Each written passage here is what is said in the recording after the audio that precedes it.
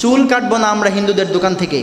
এখন থেকে আমরা মিষ্টিগুলো হিন্দুদের দোকান থেকে ক্রয় করব না। মুসলিম দোকান থেকে আপনি দেখে ক্রয় করতে পারলে করবেন, অন্যথায় নিজের বাসায় মিষ্টি তৈরি করে আপনি খাবেন। ফরিদপুরে আমাদের মুসলমান ভাইদের প্রতি এত পরিমাণে জুলুম করা হচ্ছে।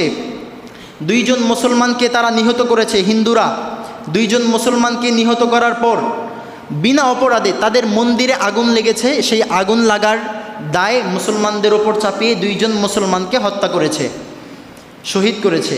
এবং ওই মধুখালীতে মুসলমানরা এর প্রতিবাদে তারা আন্দোলন গড়ে তুলেছিল, শান্তিপূর্ণ মিছিল তারা করেছিল। সেখানেও পুলিশের হামলাতে, পুলিশের গুলিতে 3 জন মুসলমান শহীদ হয়ে যায়। তাহলে এটা কি আমাদের জন্য খুশির সংবাদ না দুঃখের সংবাদ? নাস্তিক বেঈমানরা হয়তো জানে না যে একজন মুসলমানের গায়ে একটা টোকা দিলে গোটা বিশ্বের মুসলমানদের শরীরে আগুন লেগে যায়। কথা বলেন ঠিক কি না? কারণ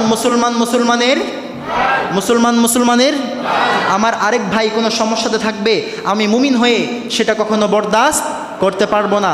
তাহলে আমরা সবাই দোয়া করব আল্লাহ তাআলা যাতে আমাদেরকে সকল মুসলমানদেরকে এক ও নেক হয়ে থাকার তৌফিক দান করেন।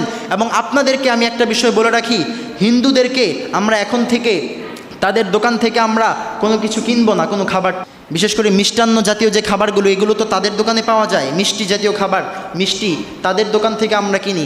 এখন থেকে আমরা মিষ্টিগুলো হিন্দুদের দোকান থেকে ক্রয় করব না। মুসলিম দোকান থেকে আপনি দেখে ক্রয় করতে পারলে করবেন, অন্যথায় নিজের বাসায় মিষ্টি তৈরি করে আপনি খাবেন। চুল কাটবো না আমরা হিন্দুদের দোকান থেকে। আস্তে আস্তে দেখবেন আমাদের মুসলমান ভাই, আমাদের যুবকরা, অনেক যুবক বেকার, এরা বাহিরে যায়, কত কষ্ট করে তারা ইনকাম করে, কিন্তু এরা এই কর্মসংস্থানগুলোকে এরা জায়গা করে নিতে পারে না? এরা অবশ্যই পারে। আমরা সবল হতে হবে যাতে বেঈমানদের দ্বারস্থ আমাদেরকে হতে না হয়। এই যে আমরা ইসরায়েলের পণ্যগুলোকে বয়কট করেছি, আলহামদুলিল্লাহ, আমরা কি চলতে পারছি না? কোকাকোলা বয়কট করেছি, কি হয়েছে? পরিবর্তে তো আমরা মজু পাচ্ছি নাকি? পরিবর্তে আরও কত পানীয় আমরা পাচ্ছি না? তো এমনিভাবে ওয়ালটন তারা আপনারা হয়তো জানেন, তারা সমকামিতাকে প্রমোট করেছিল। সমকামিতা বুঝেন? ট্রান্সজেন্ডার যেটাকে বলা হয়, এই বিষয়টাকে তারা প্রমোট করেছিল ওয়ালটন। এই যে আমাদের মসজিদের ফ্যান এবং এসি, এগুলো তো ওয়ালটনের, তাই না?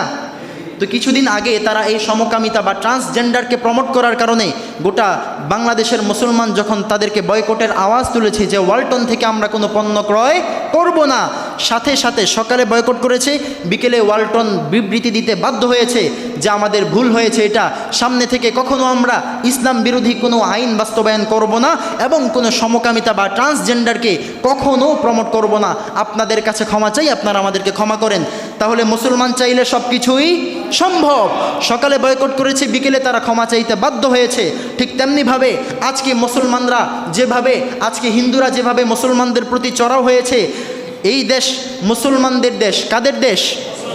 শাহজালাল ইয়ামানী রহমতুল্লাহি আলাই যখন সিলেটের জমিনে হুঙ্কারের আওয়াজ তুলেছে, হকের আলো তিনি জ্বালিয়েছেন, গৌর গোবিন্দ বাতিল পলায়ন করতে বাধ্য হয়েছে। কথা বলেন ঠিক কিনা?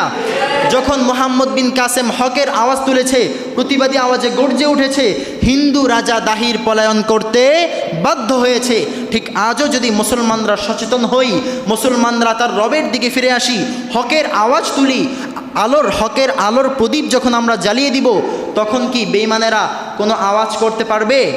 মুসলমানদের প্রতি চড়াও হতে পারবে? তাহলে আমাদেরকে খুব খুব সচেতন হতে হবে। মুসলমানের ভাই, আমার এক ভাইয়ের কোনো ক্ষতি হবে, এটা আমি কখনো মানব না।